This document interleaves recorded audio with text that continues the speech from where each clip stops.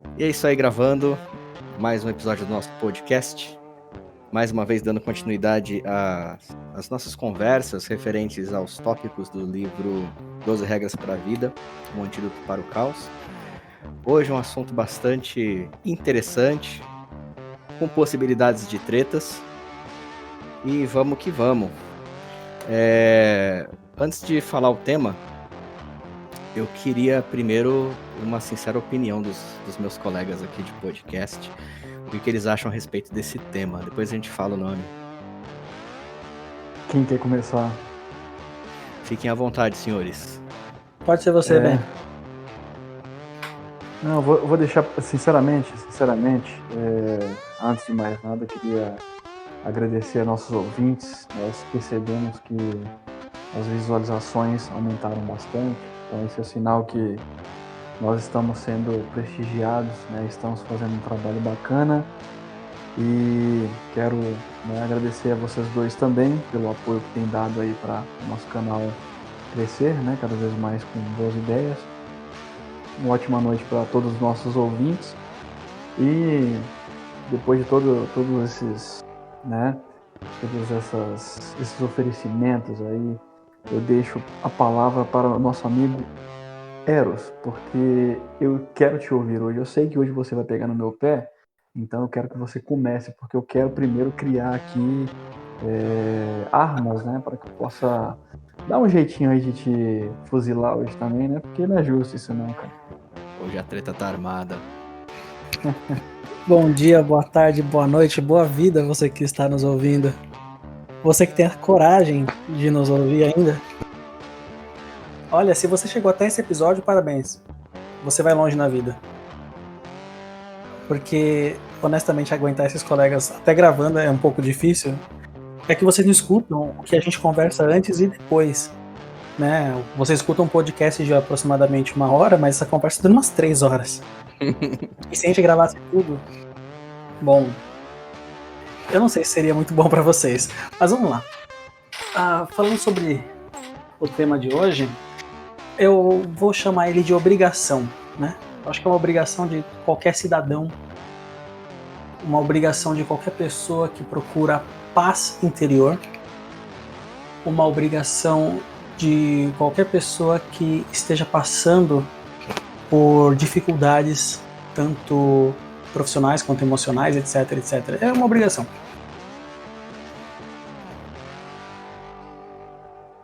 E você, Ben, qual que é a sua opinião sobre esse tema?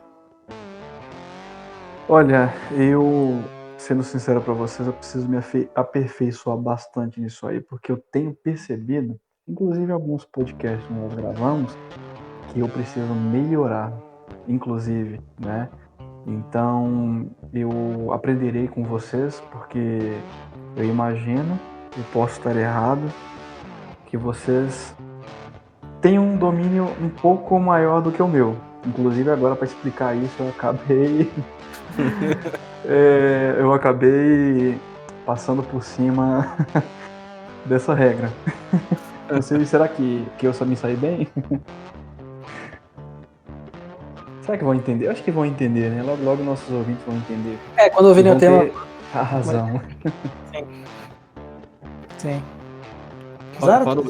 Quando ouvirem que o tema... Zaratus. Oi, tudo bem? Ah, claro. Bom, eu já meio que comecei a minha opinião no comecinho, né? Eu acho que é uma opinião, é um tema um tanto tretoso, né? As pessoas, de um modo geral, hoje evitam meio que utilizar esse recurso, que é um recurso extremamente importante e que, se você utilizar ele, você vai evitar muitos problemas para sua vida. Ou gerar. Mas eu acho, na minha opinião, cara, na minha humilde opinião, da mesma forma como nós falamos da verdade, né, que você não deve, digamos, se você perder um relacionamento, se você perder um relacionamento pelo preço da verdade, então é o melhor que tinha a acontecer. Né? Então, no meu ponto de vista, esse tema de hoje, ele é tão importante quanto, embora ele seja mais incisivo, né? E como você falou, sim, pode gerar alguns problemas. Você não pode ter medinho de entrar em alguns conflitos, né? Ou de machucar o coraçãozinho alheio, em alguns casos. Que é justamente ser preciso no que você fala. Falar diretamente, falar o que é preciso falar e principalmente, vamos colocar assim, com honestidade? Sim, até porque foi uma das regras, né? Sim. E também não é só em qualquer etapa da vida, em qualquer tipo de processo que a gente tem, seja no trabalho, seja no relacionamento com a família, e na verdade isso faz parte de nós, né? Porque, por exemplo, igual eu falei para você agora há pouco, até para explicar isso, para mim muitas vezes é um pouco complicado, porque vem da necessidade de tentar fazer com que o outro entenda, né? Algo que esteja ocorrendo, mas de uma forma que não vá lhe magoar. Ou, assim, eu, por exemplo, nas minhas correntes de amizade, eu tive que ser bem cauteloso. Isso criou um certo tipo de problema, porque eu comecei a criar rodeios para explicar algo simples, né?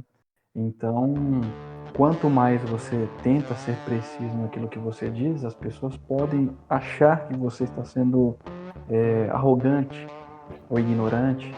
Então, bate também numa regra lá atrás que nós conversamos sobre aquilo, né? Então, é em tudo, né? Em tudo. Eu acho que eu já vou começar a treta cedo. Comece. Manda brava.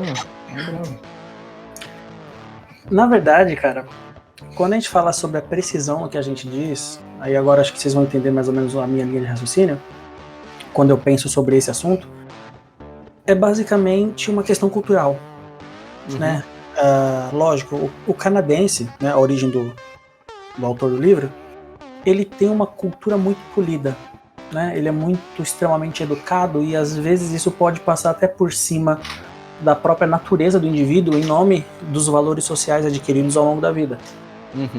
Pode ser que sim, pode ser que não, né? A gente não sabe como é estar em outra cultura, até porque a gente só conhece a nossa própria, né? Mesmo que você viaje o mundo e viva como outras pessoas, você não está vivendo como...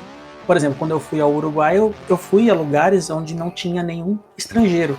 Eu vivi, em alguns momentos, como um uruguaio viveria. Só que eu não olhei com os olhos de um uruguaio porque eu sou um brasileiro que estava no Uruguai.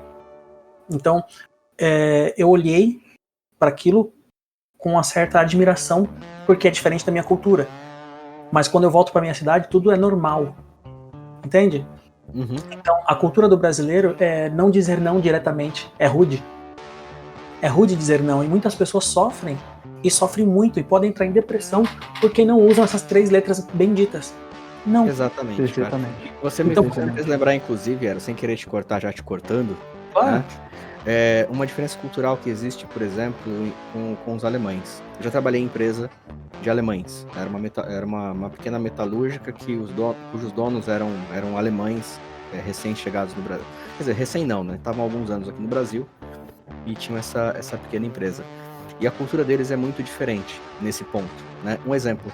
Aqui no Brasil, quando você chama alguém para ir até a sua casa, para um almoço, para um café da manhã, para uma janta, qualquer coisa, e você não quer ir, o brasileiro costuma inventar uma desculpa, né? Ele tenta sair pela tangente. Ah, não posso porque eu tenho um outro compromisso. Ah, não, eu vou tentar sim, qualquer coisa eu te ligo, né? A gente até já sabe que o qualquer coisa eu te ligo é a pessoa dizendo eu não vou, né?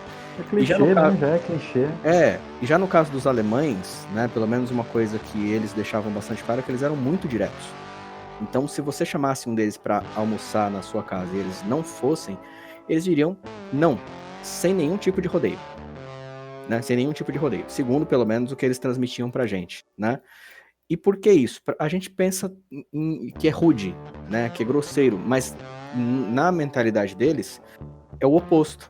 Porque se você dá a entender que você vem na minha casa e aí eu arrumo minha casa, eu preparo uma boa refeição para você, eu desprendo tempo te aguardando e no final das contas você não aparece. O que realmente foi mais rude?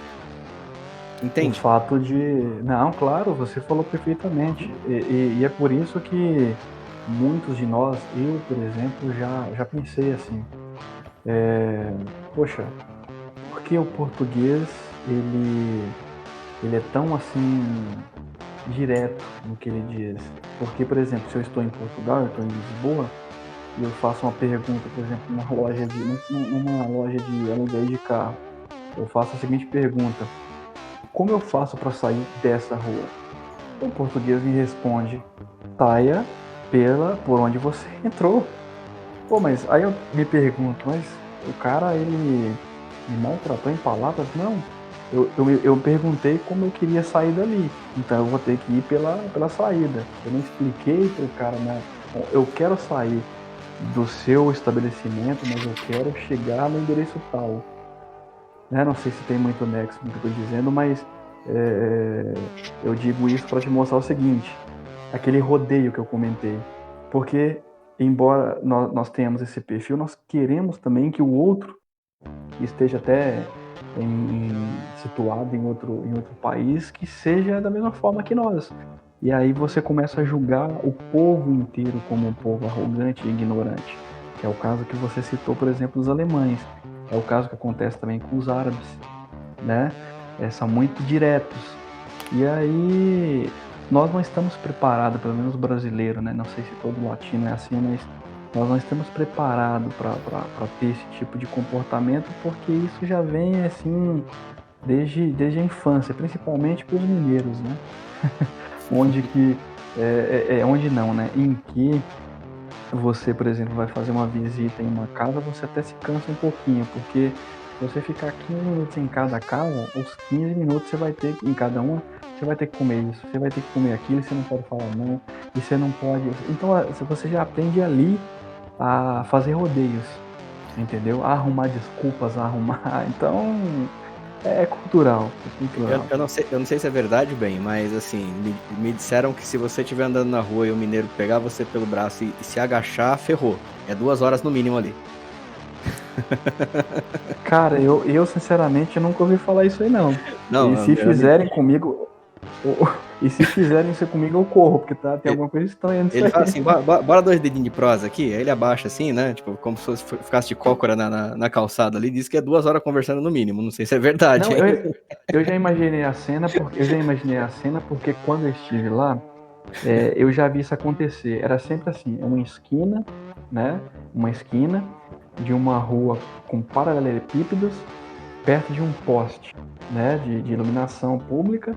Era uma pessoa em pé com um chapéuzão de couro e o outro de coque ali, né, com um cigarro na boca, alguma coisa assim, fazendo aquele olhar assim meio...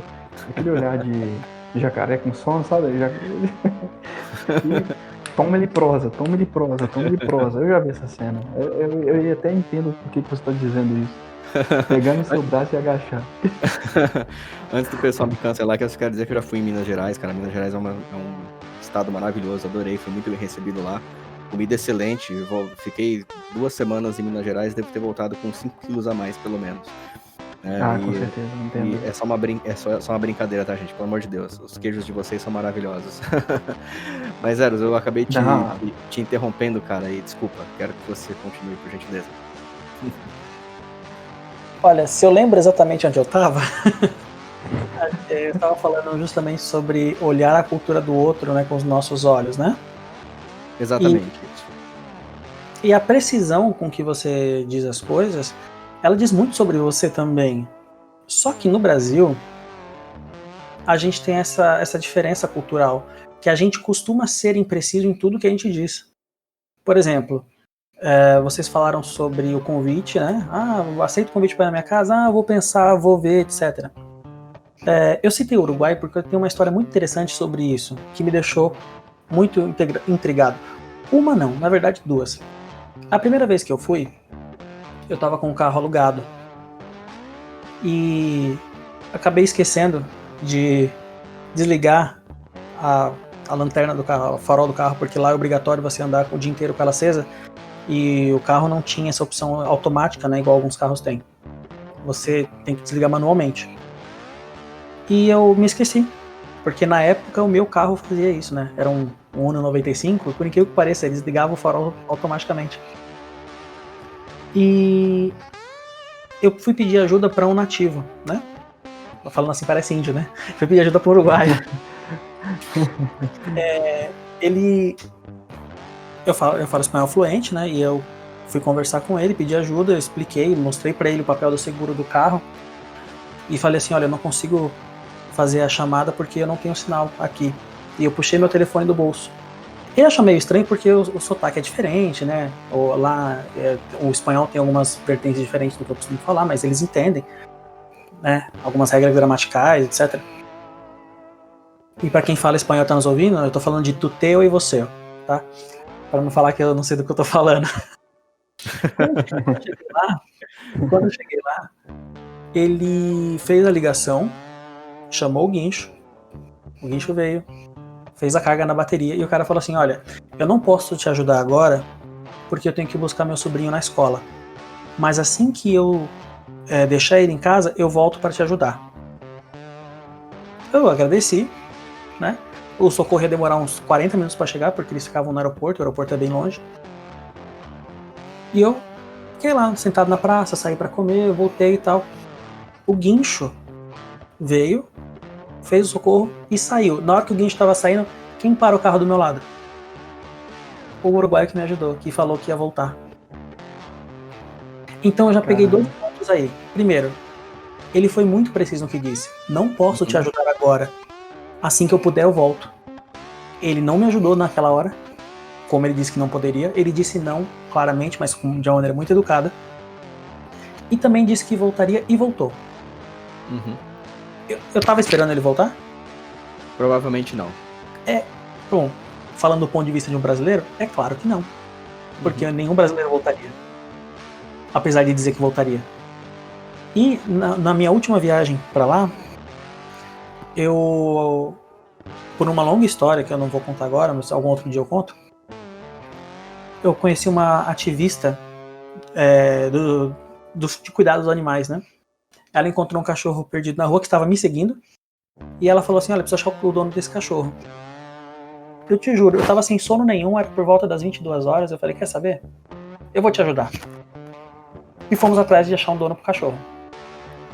Conseguimos resolver o problema 1h30 da manhã. Essas 3h30 a gente ficou conversando, falando sobre a vida, é uma pessoa muito viajada, etc, etc. E ela pediu o número do meu telefone e falou assim, olha, meus amigos vão fazer um passeio no sábado, isso foi na quarta-feira.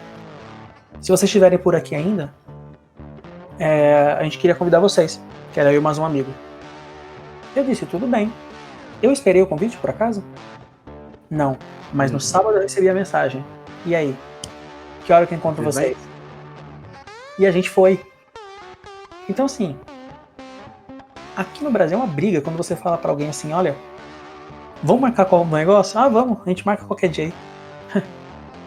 Que precisão tem Exatamente. Se você falar que, se alguém falar pra você que marca qualquer dia, esquece, não vai ser marcado. Né? E pode ter certeza que se você perguntar, e aí, e aquele nosso compromisso que tá a fim de fazer, então, né, qualquer dia a gente vê. Cara, terrível isso, terrível, né? E como você falou mesmo, Eros, na nossa cultura, quando alguém fala isso, a gente vai falar, entendi, não, acabou.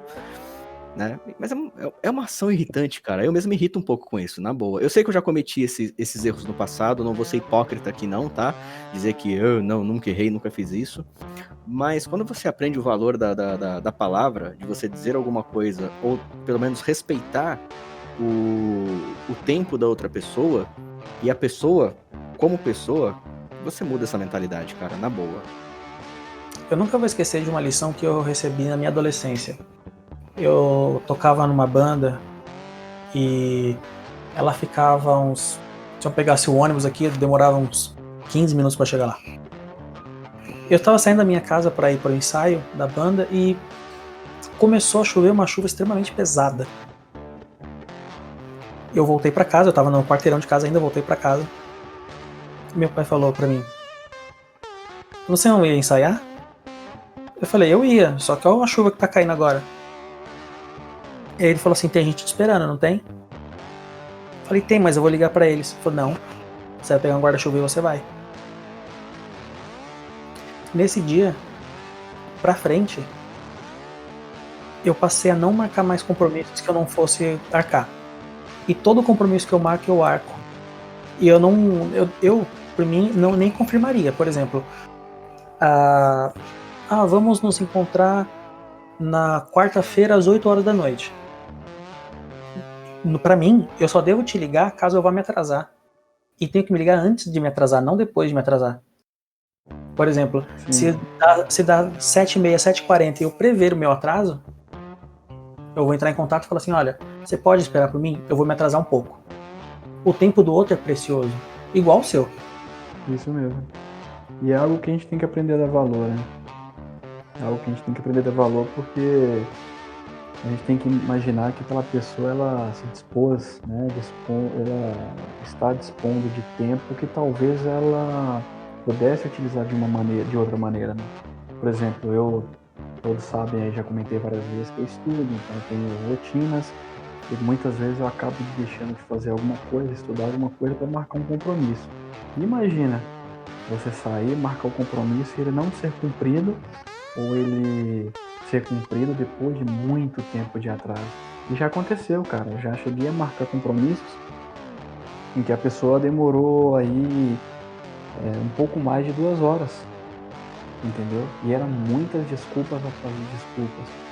Isso aí, pra mim, pelo menos, causou um mal danado, né? Então, eu aprendi também a agir de maneira diferente por sofrer na pele e saber que é muito prejudicial, entendeu?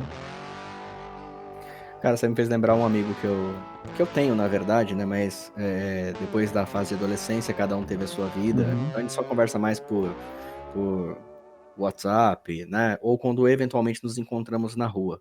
Mas já fomos amigos mais próximos na adolescência. E ele tinha o péssimo hábito de sempre se atrasar exatamente 2 horas. Caramba. Exatamente. Então, nós nos habituamos, e olha só também um erro, né, para você ver como a gente acaba alimentando esse tipo de coisa. Porque nós acabamos nos habituando tanto com isso, na ocasião, que a gente fazia, o que nós fazíamos? Se nós íamos sair às 4 horas da tarde, nós dizíamos para ele que era às 2. Entendeu? Justamente porque nós sabíamos que ele ia se atrasar 2 horas. No mínimo 2 horas ele se atrasaria, mas nunca passava muito disso. Né? Então era o que nós fazíamos, vamos nos encontrar em tal lugar, se nós iríamos nos encontrar para sair às 16 horas, nós marcávamos às 14 com ele, porque sabia que por volta das 16 horas ele estaria chegando. Entendeu? Caramba. E a gente meio que, se para pensar, a gente fazia isso, acabava alimentando um monstro, né? Quando a gente passa a pensar com um pouco mais de propriedade na coisa, a gente percebe esse tipo de situação. Eu, assim como o Eros, né, cara, passei por situações parecidas também, mas uma coisa mas acho que a principal chave, né, na minha cabeça, não só era os sermões que os meus pais me davam, quando eventualmente eu cometi alguma coisa que eu não gostaria que fizessem comigo, né, como por exemplo, você não marcou com a pessoa, né? Então, se você não vai, liga com antecedência. Faz a pessoa esperar você lá para dizer quando ela tá te esperando que você vai se atrasar ou que você não vai mais, né? A pessoa desperdiçou tempo ali, né? Ela se preparou para aquilo, você gerou uma expectativa, né? Mas uma das coisas que foi muito marcante para mim foi quando eu entendi o segundo mandamento da Bíblia: amarás ao teu próximo como a ti mesmo. E se eu não gosto que isso aconteça comigo, se eu quero ser respeitado, e era uma coisa que eu via muito nas pessoas, elas tinham o costume de se atrasar, por exemplo, mas não tinham a mesma tolerância quando eu eventualmente me atrasava. Entende? E eu sempre achei isso uma tremenda hipocrisia. Eu olhava para a pessoa e falava, cara, você também se atrasava, né? Então por que você está me condenando por um atraso meu também, se você também se atrasa? E eu não queria justamente ser essas pessoas, né? E quando eu passei a compreender também melhor o segundo mandamento, amarás ao teu próximo como a ti mesmo, cara, eu tenho que respeitar o tempo dessa pessoa. Se eu parar para pensar, você marcar um compromisso com alguém e não cumprir, é praticamente um roubo, né? Porque a pessoa desprendeu tempo, a pessoa ela gerou um valor em cima daquilo que você, por não cumprir a sua palavra, você você roubou aquilo dela, né? Por assim dizer. Ela não recebeu o valor que ela esperava. Ela trabalhou por esse valor, mas ela não recebeu. E quanto ao cumprimento de palavras, cara, eu já fui muito mal julgado também por muitas vezes me esquivar de promessas, né? De usar expressões como, olha, honestamente eu vou ver o que eu posso fazer, não posso prometer, né? Porque quando eu entendi quando você passa a entender o valor da palavra, cara, se eu der minha palavra, eu vou fazer de tudo para cumprir. Eu só não vou cumprir se eu realmente não conseguir, e vou ter que ter hombridade o suficiente para chegar até a pessoa da qual eu prometi aquilo e falar, olha, desculpa, eu não vou conseguir cumprir aquilo que eu te prometi porque whatever, né? Aí eu tenho que me justificar, por assim dizer, ou explicar. Eu esperava que algo acontecesse primeiro para que eu pudesse cumprir a minha palavra, por assim dizer. Então passei a prometer somente aquilo que eu pudesse cumprir. E por mais que o tempo passe, né, se eu fiz uma promessa para alguém, eu vou tentar cumprir. Né? Posso até demorar para cumprir, mas eu vou estar sempre me esforçando para cumprir essa promessa para a pessoa. E, enfim, cara, outra coisa também que esse assunto, voltando acho que um pouco mais pro ponto do tema principal, né, cara, que é a questão de você ser preciso. Não só essa nossa cultura brasileira, né, fala sobre que é muito deficitária, né, nessa questão de ser preciso no que fala, principalmente no que se trata a compromissos, né, essa falsa polidez, né, porque você consegue dizer não sem ser mal educado, né, você não precisa ser rude para dizer não para as pessoas, né, a gente volta aos temas que nós já falamos aqui, das pessoas que utilizam-se da verdade, utilizam-se na verdade do argumento verdade, do argumento honestidade, para serem rudes e grossas, né? Que não é exatamente não há uma necessidade real disso, a menos que a situação peça isso. Então você consegue dizer não para as pessoas, por exemplo, sem ser rude. Mas não só isso, você vê também o quanto as informações são oblíquas, né? E muitas vezes até elas são dúbias quando se trata de questões, por exemplo, questões ideológicas, né? Se uma pessoa faz parte da sua ideologia, ela comete um erro, você fala, não, é que esse cara é um cara do bem, isso aqui é estratégia, isso aqui não tem nada a ver, isso aqui é perseguição da mídia. Mas se o cara é da outra vertente ideológica, aí ele tá errado em fazer aquilo. Exatamente o mesmo erro, exatamente a mesma frase, talvez colocada com palavras diferentes, mas de um você tolera, do outro não. Um você considera que ele é uma pessoa má por dizer aquilo, mas o outro você não considera. Isso também faz parte dessa falta de precisão no que se diz, não concordam? Absolutamente, né? Absolutamente. E é algo injusto, né, Zato? Porque nós temos que ser honestos conosco, né? Porque não dá para você hoje aderir a um certo tipo de filosofia, concordar apenas com aquela filosofia, e a filosofias diversas, né, que talvez não se encaixam com aquilo que você pensa, você atacar ou você desprezar, né? Eu creio que a gente tem que ser justos e conhecer, participar. A filosofia tem que ser a filosofia geral, ou seja, buscar o conhecimento, conversar, aprender, ouvir os dois lados. E nós vemos aí, principalmente na política, né?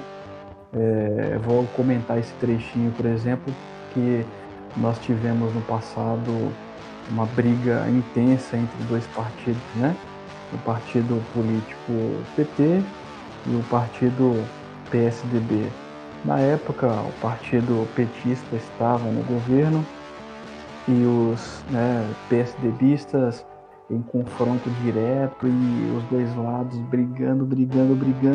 E hoje é um outro tipo de governo, né, atual no país. E nós não vemos mais aquelas duas filosofias entrando em contradição, entrando em discussões violentas. Nós vemos hoje outro tipo aí de, digamos, entre aspas, de falácias.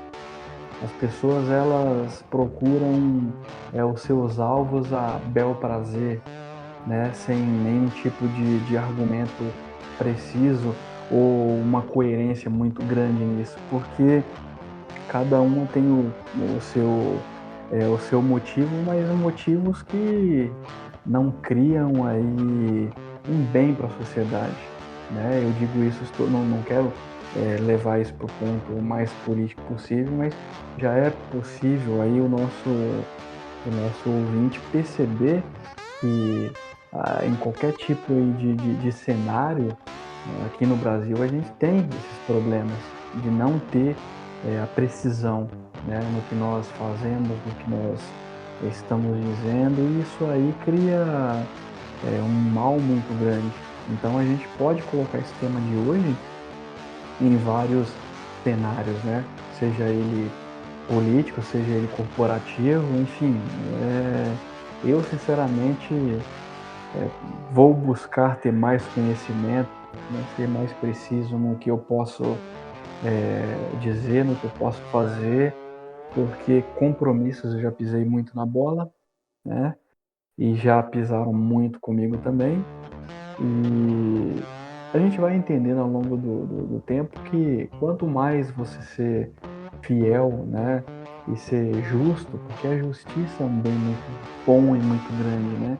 Porque a partir da justiça nós temos vários outros preceitos também que vai deixar uma sociedade viver aí com condições bacanas para a saúde de todo mundo, né? Porque se você não consegue cumprir aquilo que você promete, aquilo que você diz, que você só ataca a filosofia X porque você é da filosofia Y, né? Se você na sua empresa não consegue, por exemplo, cumprir os trabalhos que seu chefe passa para você porque você está enrolado com outros processos que colegas te pediram, ou seja, o mundo vai desabar, a sua saúde vai cair, a saúde da equipe vai ser impactada, ou seja, eu, sinceramente, eu vou parar de falar um pouquinho porque eu tô ficando chateado. Chateado por quê? Sinceramente, olha, meu caro ouvinte aí, eu tenho certeza que entendeu bem o que eu quis dizer e posso assegurar que vários aqui estão se mordendo de raiva de mim e de muitas coisas que eu falei. E eu vou parar um pouquinho aqui, porque senão eu vou falar muita besteira. Eu prometi que a gente ia... Tô brincando, vou falar besteira no ouvinte, tô brincando. Eu prometi que a gente ia brigar hoje, mas você não tá me dando motivos. Eu tô aqui ouvindo pacientemente pra ver se vem algum motivo. Tá difícil hoje. Normalmente você me dá motivo. Você tá brincando, não é possível, sério? Tá frustrante, né? Tá frustrante, entendi. Tá frustrante. Mas assim, eu só quero fazer uma posição aqui, aproveitando o cenário político que vocês trouxeram.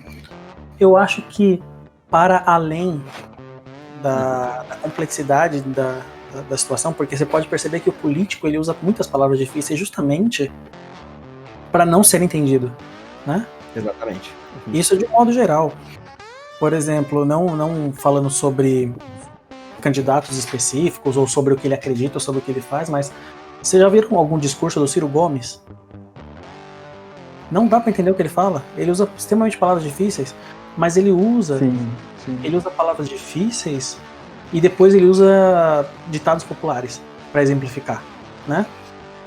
E eu, por exemplo, eu gostava muito de ouvir os numéricos que ele traz para tentar trazer credibilidade para o argumento dele, mas que a cada discurso muda, né? Enfim, é só um detalhe. Não, eu não vou entrar nesse mérito porque política não é muito bem a minha praia. Mas, por exemplo, quem eu gostava de ouvir falar, por incrível que pareça, não sei se eu vou denunciar a minha idade com isso, eu gostava de ouvir o Enéas falando. Ih, denunciou. E feio. Não, tem vídeo no YouTube. Tá bom, beleza. Eu gostava muito de ouvir o Enéas falando porque ele era extremamente inteligente. E não é falando sobre política. Eu já vi alguns vídeos dele sobre aulas, né, que ele deu. Cara, é fantástico você é fantástico você ouvir alguém inteligente falando. E uma pessoa direta. Só que o Enéas também ele tinha uma questão que eu queria levantar aqui, né? Só que antes de levantar essa questão, eu vou concluir meu raciocínio da política. O político, ele envolve também a crença do eleitor.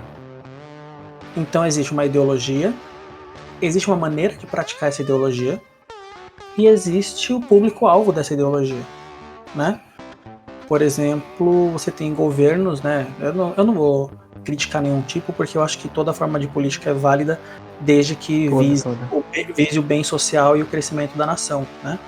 E parece que no nosso país o bem social e o crescimento da nação não fazem parte da mesma coisa. Eles parecem que tem uma polarização virtual nesse aspecto, que eu não acho que exista, né? Eu acho que não exista de fato. Eu acho que é mais uma vamos chamar de... Isso se chama falácia do espantalho. Não, eu acho que é mais uma autodefesa, porque assim, se o meu ponto de vista não for bom, não existe ponto de vista melhor que o meu, mesmo assim. Só explicando um pouco melhor o que é a falácia do espantalho, por que é isso. Você precisa de alguma forma fazer com que o seu adversário se torne adversário de todos, tá? Então eu pego um único ponto daquele discurso dele, por exemplo, que talvez não condiza tanto com os valores da qual eu defendo, ou que eu consigo distorcer facilmente, e agrego em cima daquilo valores muitas vezes falsos ou distorcidos, entendeu? Como, por exemplo, essa noção que as pessoas têm de bem-estar social e desenvolvimento serem coisas separadas é uma tremenda falácia do espantalho. É justamente para gerar essa dicotomia de argumentos, entendeu? Sim, é uma autodefesa, é usado como isso também, mas é basicamente isso. Não tem, na verdade, uma separação entre esses dois temas, mas criou-se, né, essa cultura. Mas era só para poder agregar esses termos aqui pra gente. Ok, muito obrigado. Eu acabei de dizer como é gostoso ouvir uma pessoa inteligente falando, né? Então, prossigamos aqui. Vou procurar um ali e já volto, tá? Agora uma pessoa um pouco menos inteligente vai falar. Então, eu acredito muito, né, que o tema política, ele não se engaja somente na precisão das palavras, ele se engaja também na motivação da precisão da palavra, partindo do político, ou para quem vai explicar para algum colega por que acredita naquilo, por que acredita no outro. Cara, eu prefiro 1000 vezes ter uma conversa saudável e tentar entender o porquê a pessoa acredita, mas de uma maneira que ela se sinta confortável e não confrontada, porque é muito sensível esses casos. Mas eu quero levantar aqui um outro caso, né, que o próprio Enéas, porque você pode perceber que o Enéas, ele nunca dava uma resposta direta, ele sempre dava uma resposta completa. O Ciro Gomes faz a mesma coisa, né? E tantas outras personalidades não conseguem dar uma resposta direta. Existe uma possibilidade que a gente também esquece de considerar quando o assunto é ser direto, né? Que é a prolixia. Vocês sabem o que é isso, né, senhores? Sim. Bom, para quem não sabe, né? Se tiver alguém que não sabe, e se tiver alguém que sabe, me desculpa pela explicação, porque, né? Mas enfim, é uma forma de você relatar alguma coisa de maneira demasiadamente longa, com expressões não necessárias, você dá muita volta para falar a mesma coisa, né? Se torna fastidioso, se torna difuso, se torna difícil de entender a história, né? Ou a história já foi entendida e continua falando. Isso pode ter algumas origens que não são lógicas, não são racionais. Primeiro, a cognição da pessoa. Se ela tem a cognição levemente alterada por qualquer motivo, e vamos dar um exemplo, o álcool. A pessoa ingere álcool e começa a falar sem parar. Ela tem um estado cognitivo alterado, né? Isso pode causar prolixia. Motivação e afeto são duas coisas também que podem causar prolixia. Por exemplo, os nossos encontros aqui são extremamente prolixos. Sim. Mas são bons. A gente consegue ter uma linha assim, mas só para você ter uma ideia, a motivação e o afeto, quando você gosta de falar sobre um assunto, ou você gosta da pessoa com quem você está falando, ou se você somar os dois, você gosta do assunto que você está falando para a pessoa que você gosta, talvez isso seja um motivador muito grande para que você desande a falar. É muito comum você ver isso em casais quando chega em casa e cada um vai contar pro outro o dia do trabalho, sabe? São coisas comuns que acontecem na vida. Ou seja, o ambiente, se você fala, por exemplo, para uma pessoa numa fila do banco, que horas são? E a pessoa responde, agora é meio-dia, o que vem depois disso? Um obrigado. Depois desse obrigado, existe uma sensação das duas pessoas que qualquer outra pergunta que for feita vai ser respondida. Então isso gera uma possibilidade de conversa e aí a prolixia começa. Entendeu? Eu sou prova real disso. E, por exemplo, o uso de drogas pode interferir na prolixia. Então, você pode perceber que, tirando 2 casos que eu citei que são comportamentais, 2 casos são fisiológicos. Então, existem as pessoas que não conseguem ser diretas porque não conseguem. E quando eu falo de cognição, eu também posso falar da pessoa não ser acostumada a contar uma história em linha reta. Eu sou uma pessoa assim, eu não consigo contar uma história. Por exemplo, se você perguntar o que aconteceu hoje no meu dia, eu vou esquecer detalhes e vou acabar voltando na história. Então ela vai ficar confusa, sem pé na cabeça, e eu tenho que pensar na história antes de contar. Agora, quando a gente conversa assim, sobre um assunto que a gente começa a discorrer, é um pouco mais simples pra mim. Mas é verdade, eu já percebi isso também. Eu tenho uma certa facilidade, por exemplo, para pegar o meu dia inteiro e conseguir aí, do início ao fim, acertar sobre o que aconteceu. Mas, por exemplo, um bate-papo como esse que nós estamos fazendo, como são várias linhas de pensamento ali rodando muito rapidamente, muitas vezes eu me perco, sabe? Como é que eu posso dizer? Na linha de raciocínio. E acabo sendo prolixo, né? E acontece, faz parte. São pontos de vista que a gente tem que... igual, por exemplo, esse bate-papo serve também pra gente aperfeiçoar isso, né? Serve também pra gente, depois que acontece aqui, até escutar o podcast também e aprender ali a melhorar, né? Aprender ali a minimizar alguma coisa. É muito importante isso, tanto pro ouvinte quanto pra gente também. Eu me sinto bem satisfeito, né, com esse nosso trabalho. Que bacana. Bom, galera, voltando um pouco mais pro um tema um pouco mais pessoal, né? A gente já falou da precisão em se dizer as coisas de uma forma cultural, falamos um pouco sobre como isso pode ser usado como uma arma política, mas acho que só falta a gente abordar um pouco os temas mais pessoais, né? E o quanto você ser preciso no que você fala para as pessoas que estão ao seu redor, essas pessoas mais próximas, como amigos, namorado, namorada, parentes, né? Pessoas da qual você realmente se importa, quem olha para você, o quanto isso pode ser benéfico, né? Embora não seja fácil. É diferente ser fácil de ser benéfico, né? Um exemplo que, inclusive, o próprio professor aborda no livro, vou tratar isso de uma forma bem superficial para estimular as pessoas a lerem a obra, né? De quando se gera uma insatisfação dentro de um relacionamento, seja ele qual for, né?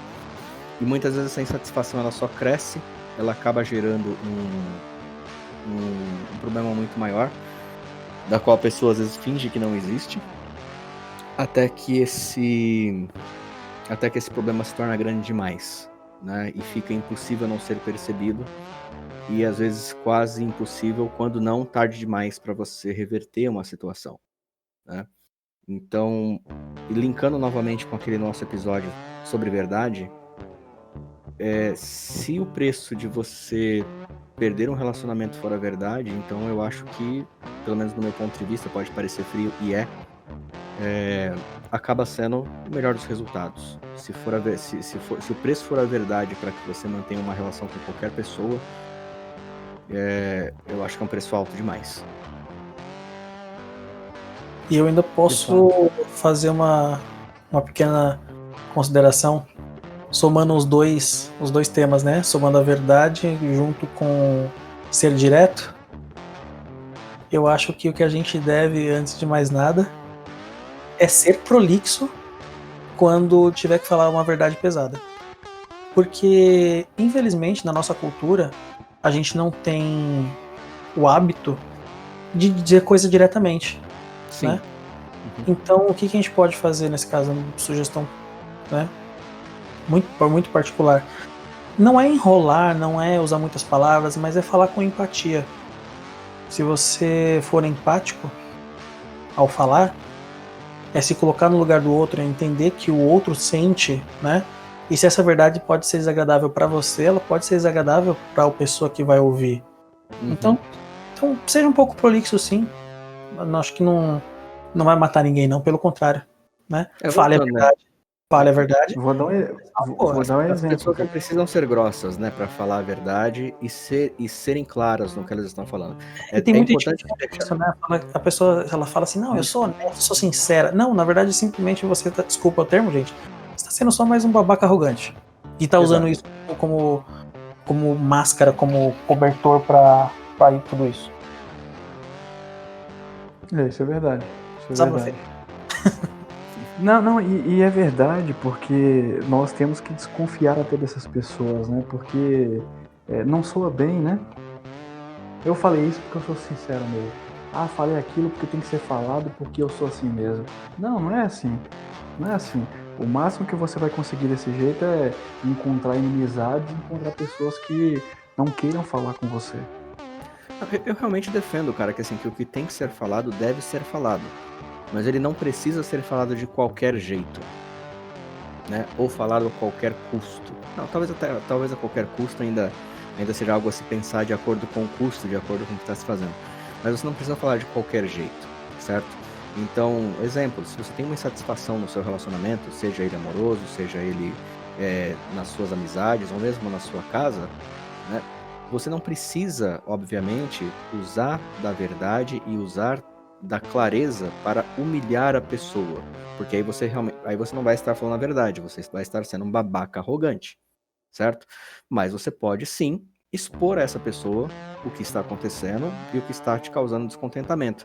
E aí vem um outro ponto importante dessa questão de ser direto, é que é você ser honesto consigo mesmo. Porque para você poder ser honesto com outra pessoa e falar, olha, isto me incomoda, você teve que passar também pelo incômodo de identificar aquilo que te incomoda, né? Inclusive tem uma pequena parábola dentro do livro, essa eu vou acabar contando aqui, que o nome da parábola é Dragões Não Existem, né? Dragões são uma coisa que não existe, que é de um garoto que tem um dragãozinho na casa dele, só que a mãe dele diz que dragões não existem e ela nunca vê o dragão. Esse dragão ele começa a crescer, até que ele fica gigante, ocupa todos os cômodos da casa, e acaba levando a casa nas costas. E ainda assim, a mulher continua dizendo que dragões não existem. O garoto acaba conseguindo resgatar o dragão junto com a casa, certo? E ele volta a ficar pequeno, né? Ele volta a ficar pequeno. Ela insiste que dragões não existem, ele fala, não, mãe, tá aqui o dragão, me mostra o dragão. E finalmente ela admite que existe o dragão. Depois que o dragão levou a casa dela, né, ela admite que o dragão existe. E ela faz a seguinte pergunta, por que esse dragão cresceu tanto? E o garoto só responde, talvez só porque ele queria ser visto. Justamente. Né? Então, a analogia que o professor traz nesse exemplo, né, no livro, é justamente essa condição de você ter que reconhecer que existe um dragão ali, né, antes que ele leve a sua casa. E talvez realmente não é uma tarefa fácil, talvez não seja fácil, talvez você vai ter que passar por esse incômodo de identificar o que te incomoda aquilo, para que você possa chegar até outra pessoa e falar, olha, então, isso aqui, ó, tá atrapalhando a nossa relação. E se a gente não cuidar disso agora, isso vai virar um grande dragão e isso vai levar a nossa casa embora. E é o que a gente vê acontecendo, cara, não só no Brasil, no país, no mundo inteiro, eu acredito que isso acontece, né? Sendo que talvez fosse muito mais fácil, não vou dizer mais fácil, mas seria muito melhor ter tratado esse problema no começo. Antes desse incômodo crescer, antes desse incômodo gerar ressentimento, né? Ressentimento terrível. E muitas vezes gerar até ódio, né? Então, eu acho que isso é um caso a se pensar. Se alguma coisa incomoda você a ponto de, né, de dar aquela...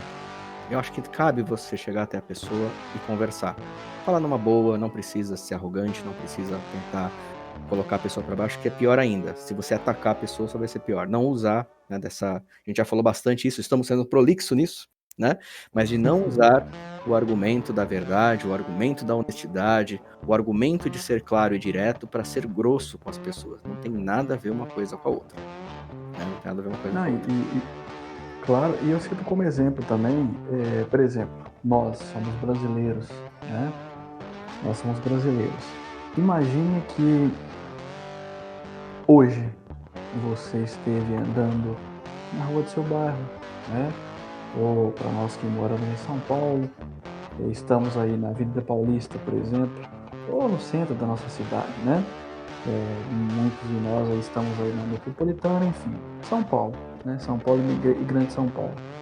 E aí você se depara com um americano recém-chegado ao Brasil que vai te pedir uma informação. Simplesmente ele fala para você, olha, eu preciso chegar no endereço tal, mas eu não consigo pegar um táxi porque os táxis aqui não são bacanas, não chegam, são mal educados, o brasileiro não tem educação, tem muito crime, é muita droga, é um país, entre aspas, desculpa a expressão, de merda. Cara, como você fala assim da minha casa, né? Não deixa de ser uma verdade, nós temos muitos problemas, né? Só que são os nossos problemas que nós temos que consertar. E se você, por exemplo, for falar a verdade para mim dessa maneira, apontando na minha cara e dizendo que a minha casa é um lixo, eu vou me sentir magoado. Isso é um exemplo, né? Isso foi um exemplo. Porque a gente tem aqui entre estados também, né? Por exemplo, pessoas do sul que não se dão muito bem com pessoas de alguns estados do sudeste e vice-versa. Nós temos muito problema com isso. E é ruim esse tipo de apontamento, né? É esse tipo de verdade que não agrega em nada. E sabe, Zaratas, eu lembrei, você falando do dragão e da casa, eu me lembrei de um fato que aconteceu há muitos anos atrás. Eu me lembro que estava na escola e um pouco antes do intervalo chegou uma equipe de pessoas que tiveram problemas com álcool, né? E eles montaram aí uma associação, não sei se posso dizer ONG, né? ONG não, uma associação. Então eles davam palestras nas escolas e falavam muito sobre isso. E eles dissertaram sobre o seguinte: o primeiro passo para eu ter sucesso é conhecer o meu dragão. Eu tive problemas com alcoolismo. Esse dragão tá aqui, tá em mim. Agora, eu tenho que encontrar uma maneira de enxergar que existe esse dragão. Porque se eu não enxergar, aquele meu problema vai fazer que ele cresça. E esse problema ele vai voltar ainda pior. Aí eu lembrei quando você falou do dragão e da casa, porque aí eu imaginei na hora. Ele, né, aquele alcoólatra na época, ele é a casa. E ele não enxergava o dragão. Então, continuou a beber. Essa casa foi levada. Quando ele admitiu enxergar esse dragão, ele começou a procurar o quê? Tratamento.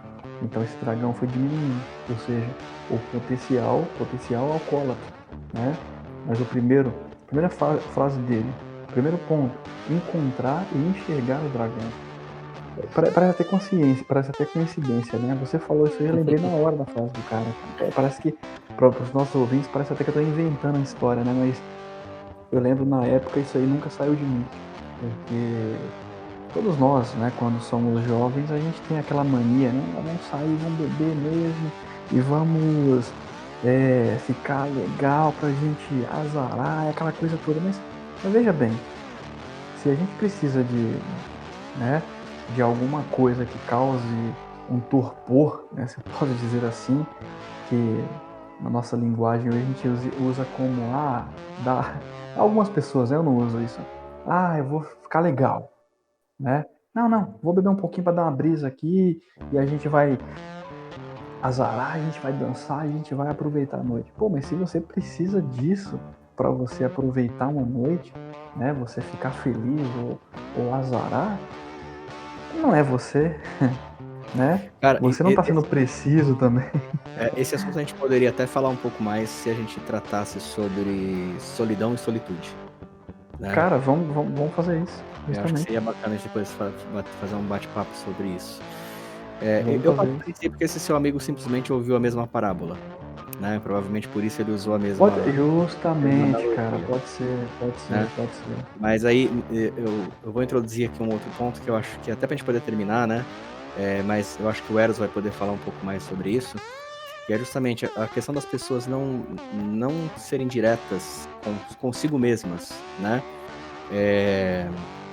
E negarem, por exemplo, a existência de um problema, que é justamente o que faz com que elas sejam imprecisas em dizer o que incomoda, né? Porque se algo te incomoda, você tem que identificar aquilo. Eu acho que principalmente a negação, né? A negação e o nosso poder de autojustificativa, né? É sempre aquela velha história. Eu não sou alcoólatra, eu sou só um cara que bebo muito bem, mas a hora que eu precisar parar, eu consigo, porque eu sou tal, né? A pessoa jamais admite que ela tem problema com alcoolismo, por exemplo, mas isso se estende para várias outras coisas, né? Meu casamento é uma maravilha, cara, a gente faz amor a cada 15 dias ali, ó, certinho. Tem vezes que falha, mas ó, mesmo assim a nossa vida amorosa é uma maravilha, entendeu? A pessoa, elas geram essa negação. Acho que o Eros poderia falar com muito mais propriedade isso, porque ele é o cara que trata dos comportamentos aqui, das psiques alheias.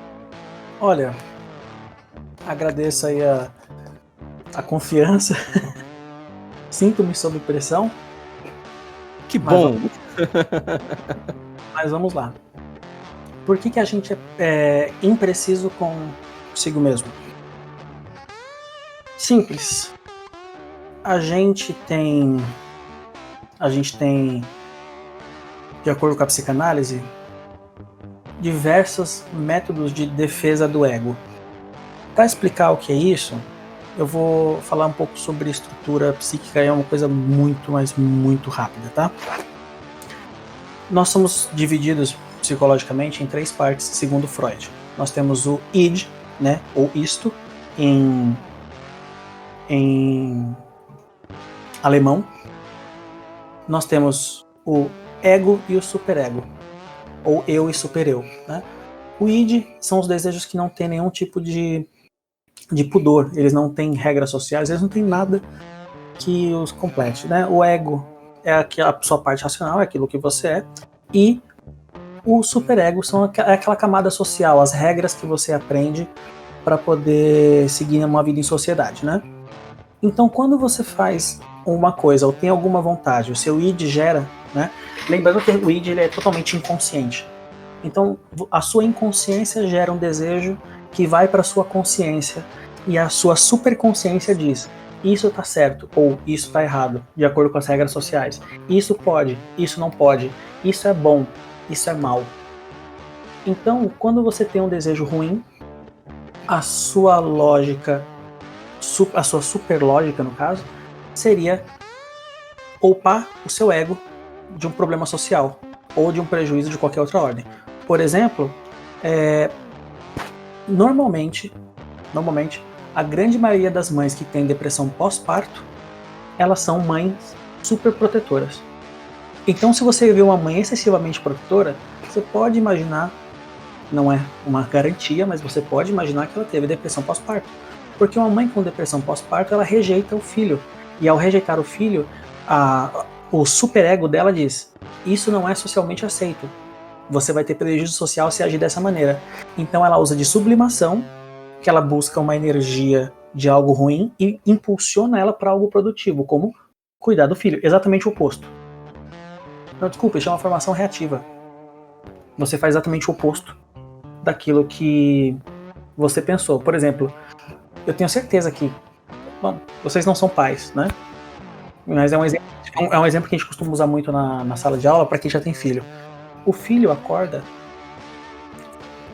durante a madrugada depois de ter chorado a noite inteira. Você conseguiu dormir só 2 horas. Às 3 da manhã a criança acorda chorando.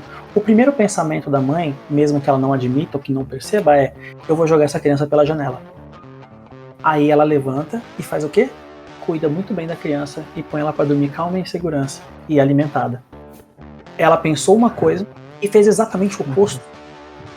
Justamente. Aí eu te pergunto. Graças a Deus, né? Senão ela seria o Nardoni. Com certeza. Aí eu pergunto. Se você tem essa experiência, o fato de você não ser direto consigo mesmo é uma coisa positiva, certo? O problema é quando a gente se expõe a situações que nos colocam em risco psicológico. Por exemplo, não querer aceitar um fato, uma lembrança, né? Não querer aceitar, cara, aconteceu. Tudo bem, às vezes você não tá pronto para aceitar aquilo. Tipo o luto. O luto, ninguém tá preparado para lidar com o luto, por mais que acostumado que esteja. Sempre vai vir primeiro a negação, eu não acredito que isso aconteceu, né? Depois vai vir a raiva, né? Por que isso foi acontecer? Depois vem o entendimento. Aconteceu. E a aceitação. Que é: eu tô tranquilo agora porque eu sei exatamente o que aconteceu e não tem volta. O luto é mais ou menos isso. Sim. Então, a gente tem que buscar fazer exatamente o oposto do que o Zarathus falou que acontece com a população, que é a racionalização, é buscar uma lógica por um comportamento meu que tá errado. Se eu tô fazendo algo que é tóxico pra mim, eu não posso simplesmente continuar fazendo e falando, é pra um bem maior. Para e pensa, é pra um bem maior? Se não for, para de fazer, não minta pra você mesmo. Então já fica aqui pra gente poder, pelo menos pra eu poder encerrar minha participação hoje, não minta pra você. Acho que quando você começar a ser honesto consigo mesmo, o mundo vai melhorar pra você. Por exemplo, você recebe um convite que você não quer aceitar. Você fala assim, olha, infelizmente eu vou ter que declinar. Ou se você não quiser falar dessa forma, fala, olha, infelizmente eu não vou poder dessa vez. Fica pra uma próxima. É muito melhor que você falar assim, eu vou ver e te respondo depois. Ou, se você fala que vai ver e responde depois... Responda depois, né? Responda depois. Você não é obrigado a responder na hora. Por exemplo, eu costumo, toda vez que eu não tenho certeza se eu tenho um compromisso ou não, eu falo assim, olha, eu não sei se eu tenho um compromisso no dia. Se eu não tiver, eu vou. Eu vou verificar e te respondo. Até amanhã.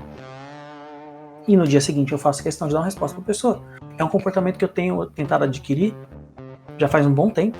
Porque comigo as pessoas costumavam não agir dessa maneira. Então eu optei em militar fazendo o oposto.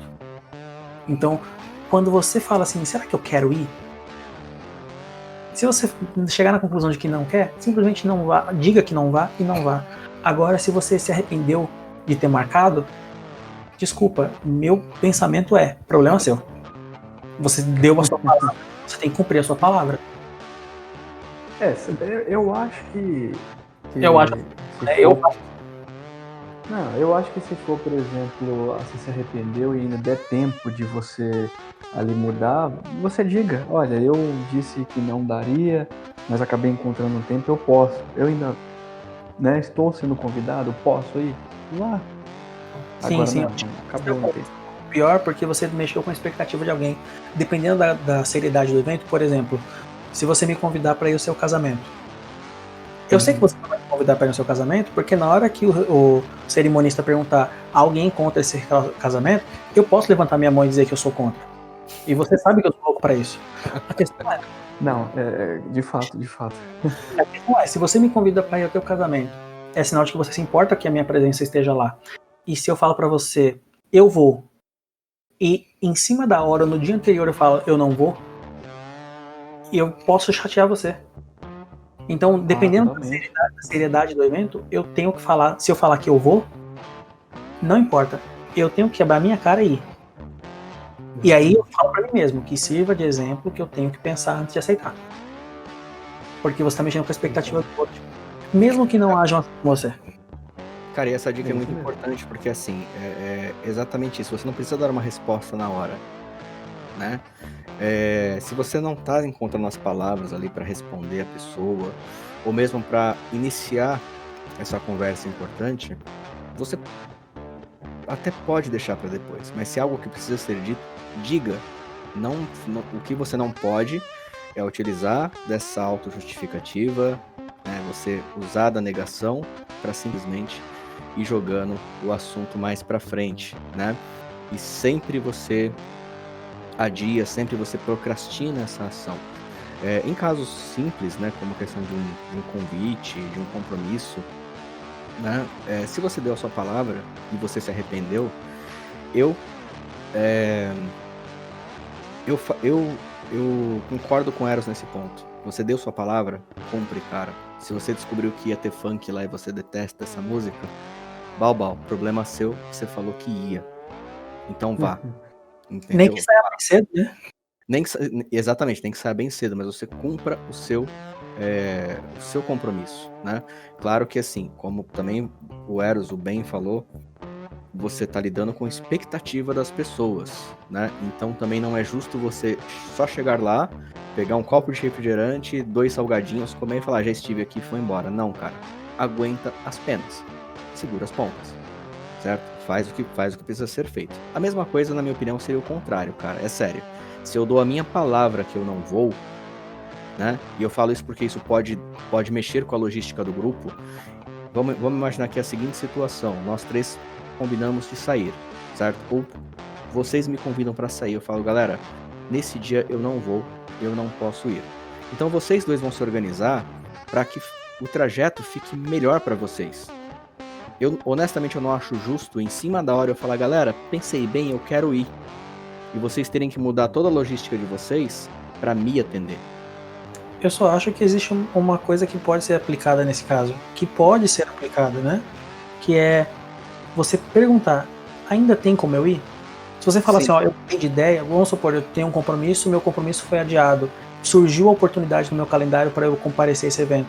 Então eu pergunto, gente, é o seguinte, ó, o compromisso que eu tinha foi cancelado. Eu posso ir com vocês ainda? Existe essa possibilidade? Se eles forem ouvintes do nosso podcast, eles vão saber também dizer se não dá, eles vão falar, infelizmente não vai dar dessa vez, a gente marca uma próxima para vocês junto. Porque a gente já falou sobre ser direto. Exatamente. E nesse caso você falar não é possível, não vai colocar você num ponto onde você é uma pessoa ruim por não deixar ir. Pelo contrário, torna você uma pessoa melhor por ter dito o que tinha que ser dito. E eu acho que um não, nesse caso, não magoaria, porque a pessoa sabe que quando ela negou um compromisso e depois voltou atrás, havia a chance dela não poder voltar atrás e querer ir. Bom, às vezes há a chance, né? Às vezes não. Sim. Exatamente. Mas é isso aí, galera. Vamos encerrando por aqui. Eu acho que deu para ficar bem claro a nossa opinião a respeito disso. Acho que as dicas que foram passadas por vocês foram bem interessantes, né? E é uma coisa que a pessoa pode ir praticando aos poucos, né? Mas ela tem que identificar que ela fez isso. Ela tem que identificar que ela cometeu esse erro. Opa, peraí. Na verdade, eu não quero ir. Então é melhor falar pra pessoa que eu não tô com vontade. As pessoas têm esse direito, essa liberdade, né? De falar, não tô com vontade. Certo? E acontece, né, Zaros? Porque às vezes, por exemplo, um dia anterior, você tem ali um certo compromisso que te anima, mas você acorda no dia seguinte, nada vai te animar porque você tá naquele dia ruim, né? Acontece também.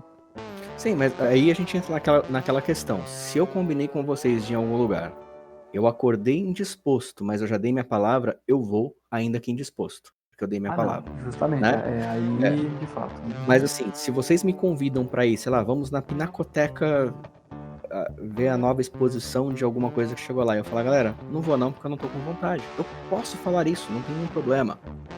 Entendeu? Cabe também as pessoas entenderem que a pessoa está sendo honesta com você, então ela está te respeitando muito mais do que inventando uma desculpa, inventando uma mentira para não ir. Eu acho que esse é o pior tipo de mentira social. Mas, enfim, galera, acho que a gente já falou bastante, já passamos bastante. Oi, desculpa. Hoje fomos prolixos demais. Fomos bastante, mas foi divertido, pelo menos para mim foi ótimo. Espero que para o nosso ouvinte tenha sido também. Mas é isso aí, galera. Acho que hoje eu encerro por aqui. Se alguém quiser falar mais alguma coisa antes da gente encerrar de vez. Só não posso deixar de falar pro nosso ouvinte que use a máscara, gente, dá multa. Eu não entendo, pessoal, gente, a quarentena não acabou, ela tá sendo flexibilizada, então use máscara, álcool em gel. Esses dias eu fui ao shopping, eu nunca tive minha temperatura medida tantas vezes em tão curto espaço de tempo, pra ter certeza que ia ficar tudo bem, e vai ficar tudo bem logo. Então se você tiver aí seguindo as regras, vai estar tudo certo. Álcool em gel na mão, lave bem as mãos, não cutuque os olhos, é importante. Bom, boa noite. E máscara não usa nem no queixo, nem com o nariz de fora, nem na testa, né? Tem que cobrir narizinho, tem que cobrir a boca. Vamos fazer isso direito, né? Eu vejo alguém com o nariz de fora, dá vontade de dar um tapa no nariz dessa pessoa, cara. Oi, tá gravando, desculpa. É isso aí, galera. Então, a gente fica por aqui. Até a próxima semana com um pouco mais de diálogo e um pouquinho de besteira também para poder animar o ânimo do pessoal aqui. Valeu. Boa noite e se ligue. Boa noite a todos. Deixando o cara da boa noite.